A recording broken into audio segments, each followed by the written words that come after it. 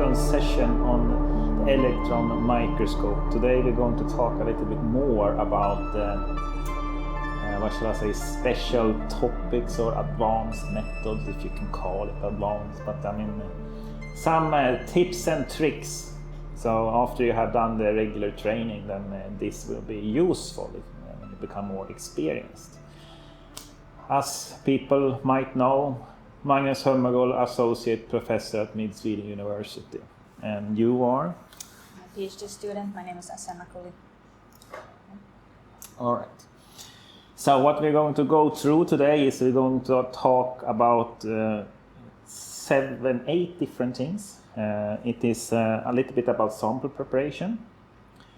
Then we're going to talk about how to imaging non-conductive samples without coating them first. That means using the low vacuum mode on the SEM and also using voltage balancing. And then we're going to talk about, what's the next thing? Yeah, a little bit about these detector positions and so on. And in that case, we're going to study a cross-section of a paper. And then it will be a discussion about low and high voltages and how that affect the imaging and so on. We will continue talking about, shall I say, some features that make life easier on the SM, and one is to correlate, what shall I say, a real photo image taken by a mobile camera or something of your sample and correlate that to your real-time SM images. It's very handy when you have features that it's not really detectable in the SM, but you can see it by naked eye. And also how to stitch images together. We're going to talk about beam deceleration mode, and that means that you apply a retardation voltage to basically improve resolution on the microscope.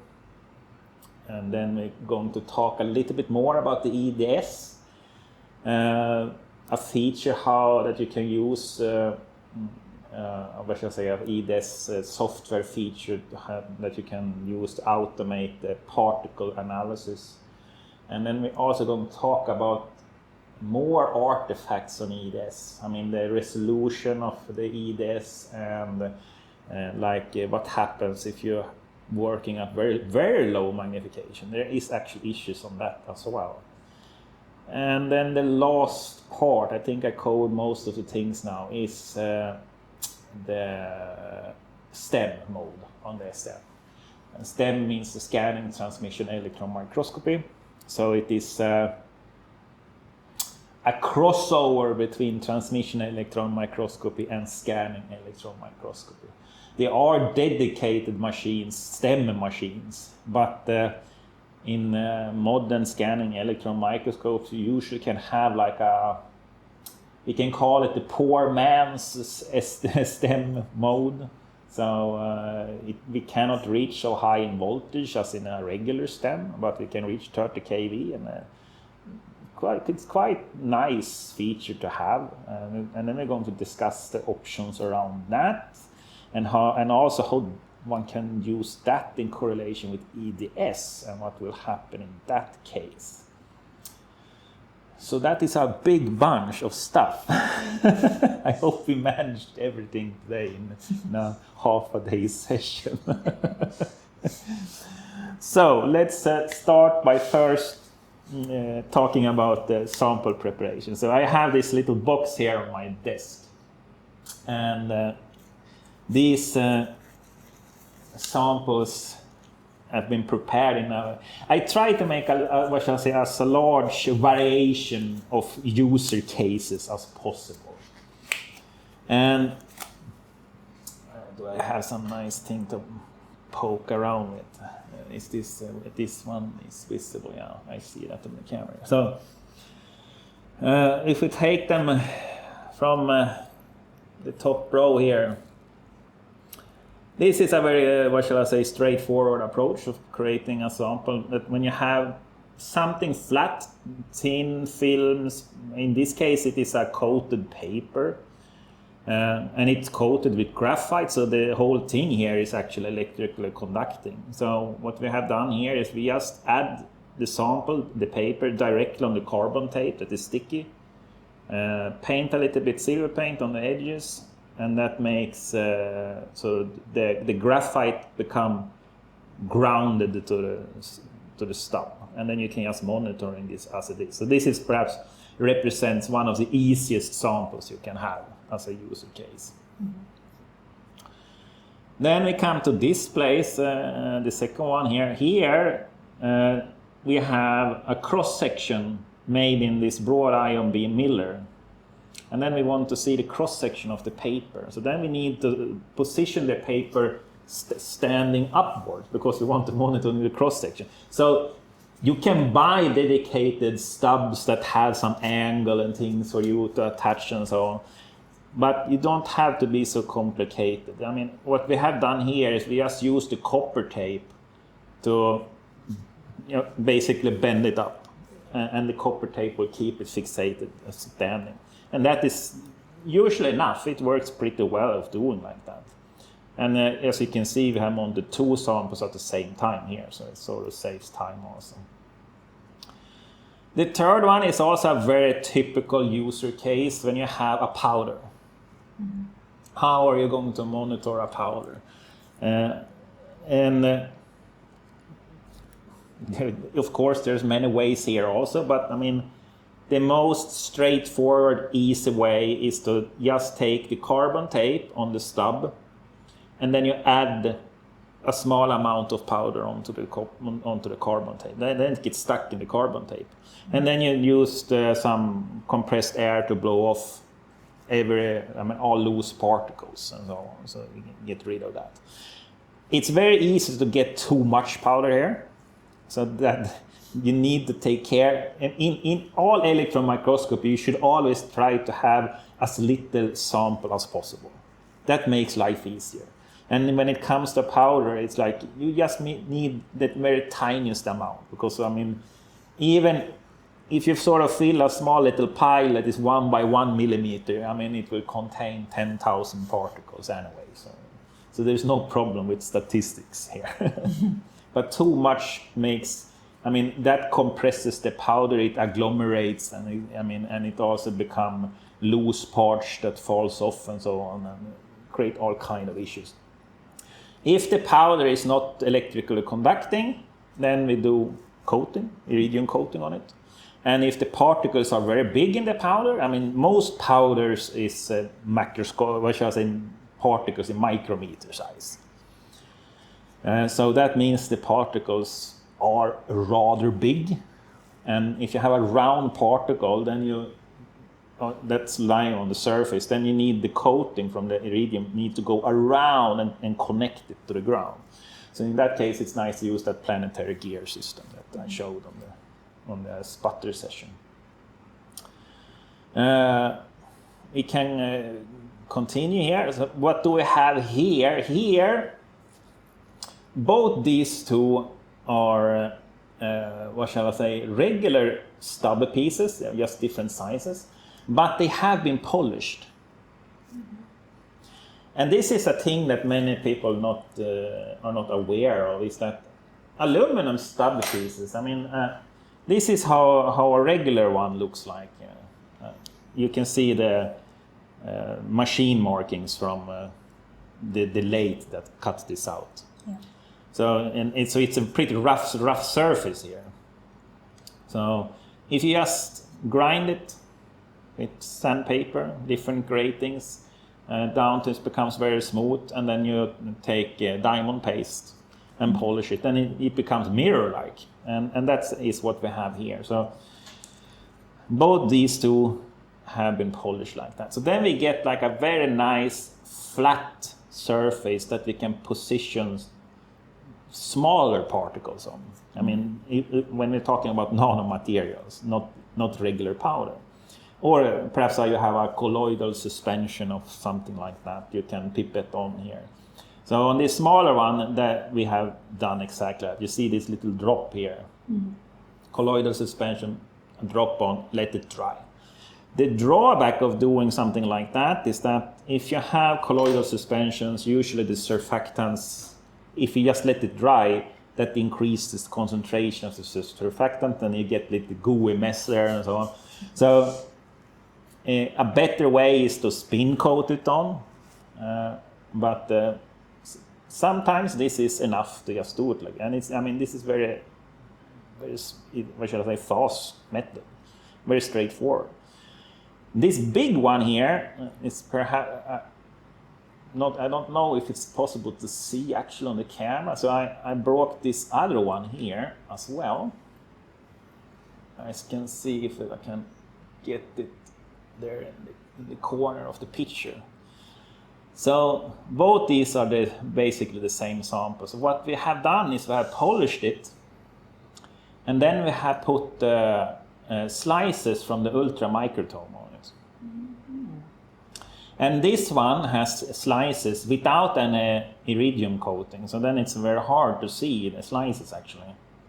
But this one has been coated with iridium, and then you get this interference effect of several layers. The light will be reflecting in different colors depending on the thickness of that material, the slice that we have cut. So what we can see here is that on the slices up here, they look a little bit yellowish, and these ones are 100 nanometer thick. These ones are 200 nanometer thick, then become a little bit red here, and then we see these ones are a little bit green. So can one get it to stand still also? It would be nice. Just have to wait for it to stop. Yeah, and then the green ones are 500 nanometers. And the last ones here, they are 1 micrometer thick. So these are, what should I say, examples of how to, if you have very thin films, you can put them on a polished stub like this. If you want to take it a step up in, what shall I say, the surface smoothness, instead of polishing it, we can put a silicone wafer on it. Mm-hmm. And you can buy these silicone wafers. They look like these. Let's see, boxes like that. This is from Ted Pella, and it is it's a pre-cut wafer, 10 by 10 millimeters. And the fancy things with this one is that it is not just regular silicon. It is a high doped silicon, so it is electrically conducting. So you don't need to do anything more on this. So if your material is very tiny, or if the material is conducting by itself, you have a conducting substrate underneath it. And here you can do the same thing as you did here. You can pip it on and work in the same way. Then we have these big guys here. This is both these two are the same, so I should say conceptual wise. And what we have done here is plastic embedding, and there are just two different materials inside there to demonstrate that you can embed all kind of materials. So the first one, this one, contains what shall I say, raw silicon material used in industry when they sort of what shall I say, purify it. Mm-hmm. So here we have embedded that raw silicon material to study those impurities, and then we polish it so you get a nice cross-sectional view of it. Here we have this similar approach, but instead we have a bunch of papers here. Mm-hmm. So by embedding like this, I mean, embedding usually is like a one-day process, because you need to harden it overnight and things like that, and then you start polishing and so on. So it's a little bit time-consuming, but the payoff is that you can get, like, I mean, in this case we have 1, 2, 3, 4, 5, 6, 7, 8, 9 samples that we do all at the same time. A little bit of warning here is that you see there is a spring, they are attached in a spring to make them stand up during the embedding phase. And all springs are magnetic. So if you're going to use an immersion lens system, then you need to take precautions if you use a regular spring like this. I mean, you can buy other ways to make them standing up during the embedding. I mean, there are like plastic springs and things like that that you can use. And then we have this one. This is a little bit special. We're going to monitoring this sample later on today. Here it is a regular stub piece with carbon tape, but there are 2 TM grids that I put on it. So why do I put TM grids in a SEM machine? Well, actually, you can use TM grids as like a very simple way to filtrate out particles. Okay. And I will demonstrate that later also now how to do that. So the idea is that you basically take a suspension of colloidal particles, you put it on the grid, and then you make a hole to really. I mean, there are many different types of TM grids. These are carbon film coated TM grids, so it is not just a copper mesh. You make a hole into that carbon, and then the suspension, you sort of by capillary forces suck that away through that hole, and then most of the the material will go away from the grid, but some will get trapped in it, and then you get a little bit rid of that surfactant problem in colloidal systems. This big one here is a demonstration of what do you do if you have like a very big sample. This is like a metallic piece that has been cut out from a bigger, I mean, most likely something that has been cast. And then you want to study how the alloy has been formed and so on. So you cut out a bigger piece. And how do you, I mean, these pieces can come in all kinds of shapes and sizes. So how do you actually arrange and mount these things? So, I mean, here you can see it looks very brute force-ish. I mean, I will say sample preparation-wise, this could have been made better. But I wanted to show this particular case because, I mean, even if it looks horrible, it still serves a purpose. I mean, we talked on the previous lesson that you need to choose, what shall I say, the parameters and conditions for the user case. I mean, if you overdo things and working everything to be this super perfect, I mean, this thing you could sort of you could have embedded it as well and polish it and everything so on. That would have been of course much more excellent. But perhaps the user case in this was not to do so much advanced studies on it. And then this is a very easy way of doing it. And we can see the copper tape, same way as the paper here of the cross sections, act as support of keeping it up. There are custom, what shall I say, sample holders with screws and things if you have even bigger samples.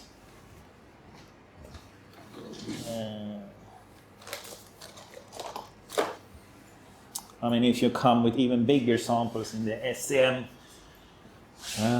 one can use things like this. I mean, this is for you to mount like a rock. So you have all these screws to fixate something that is very asymmetric. So, are they magnetic or not? I mean, there are all kinds of sample holders for all kinds of user cases. And then we have 3 samples left here to talk about. So I mean, what's going on here? I mean, here we have more paper materials. Several that has been placed on the carbon tape, but we have some printed features on it. So we want to study this print. This is actually printed with silver nano ink, and we want to study those nanoparticles of the printing. So technically, this sample is very similar to that one. Right? Here we have a silicon device. That's amazing. So a silicon chip, basically. So we just mount it directly on the carbon tape. usually not any problem on that part.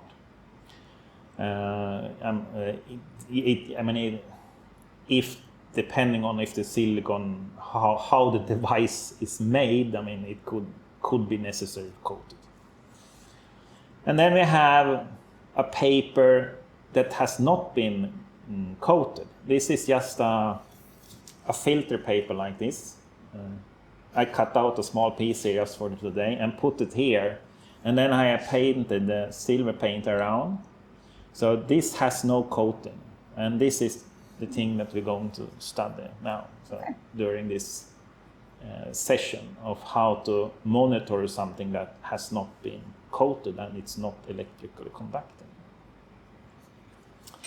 All right, so that's our first start on a little bit of sample materials. We can prepare this, as I said, filtration through a TM grid. That's procedure. I thought I should demonstrate that here also. We do all these things on the bench here by electron microscope for the filming. I mean, this is not practice to do sample preparation by the machine like this. But to fit the cameras and things, I think this is very nice. So here is typical TM grids. This is doing like that. So it says 200 nanometer carbon here. So that is considered heavy-duty carbon films in the transmission electron microscopy world. And then it is 200 mesh copper meshes that the carbon is attached to, so to say. So this is a very, very, very classic standard TM grid. And this heavy-duty carbon film is nice for this because this is a quite brute force method to use them. I mean, usually TM grids break when you think about them. You don't have to touch them. So, to demonstrate that colloidal filtration idea, we take out from the box. Then we take a high quality tweezer also. These things are small. Need the glasses also. Like that. And take out one of these. So they are very tiny stuff here now. See if we, I think, might be able to see it in a small little grid. Can you zoom in? Yeah, we can try to zoom in a little bit more. And it's tricky also to keep staying in the view field also. If I do like that, I shall try to see. It's upside down now. Huh? It's upside down. Should I? Yeah.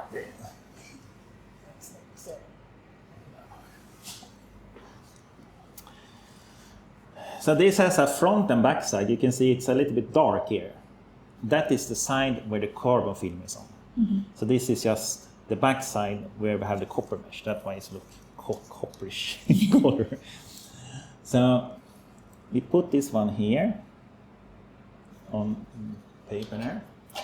And then I take this, I don't know, this needle, and then we destroy it. Mm-hmm. I make a hole here now in the center of it. And then for today's session we have I can put it in here. This is a gold nanoparticles in suspension. Mm-hmm. So just something to demonstrate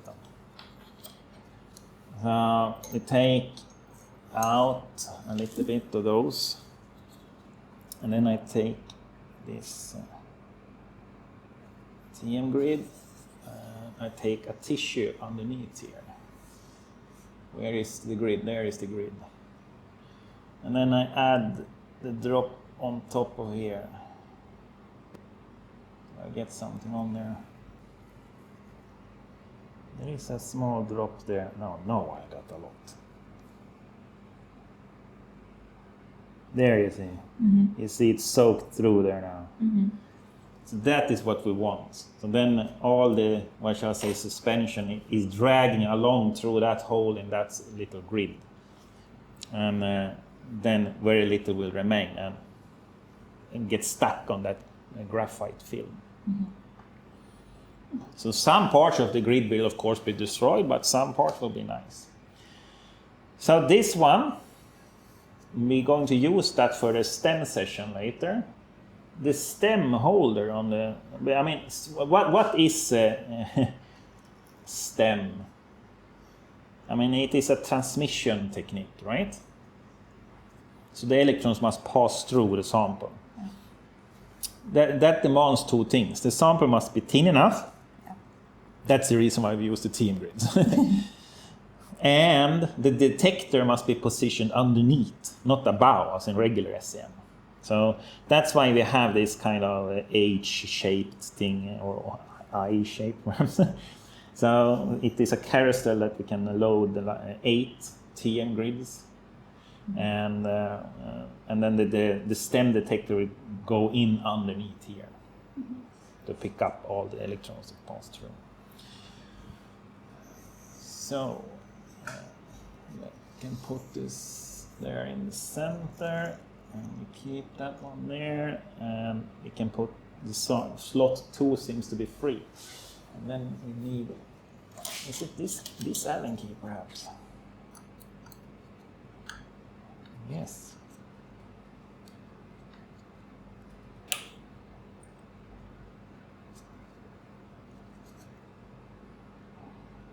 Oops. That was interesting. Ah, there is something there already. We remove that one. And then we put in our own.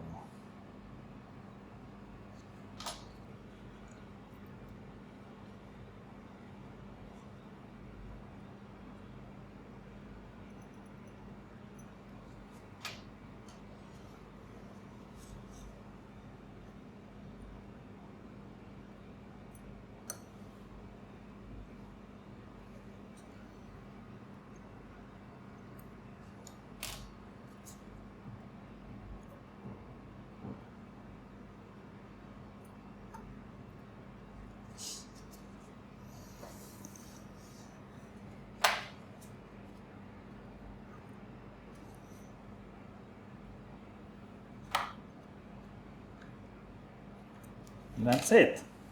Now it is there. It was not the best mounting, but I think it will do. And this one we can save for later now. We can remember that we had it in number 2 also.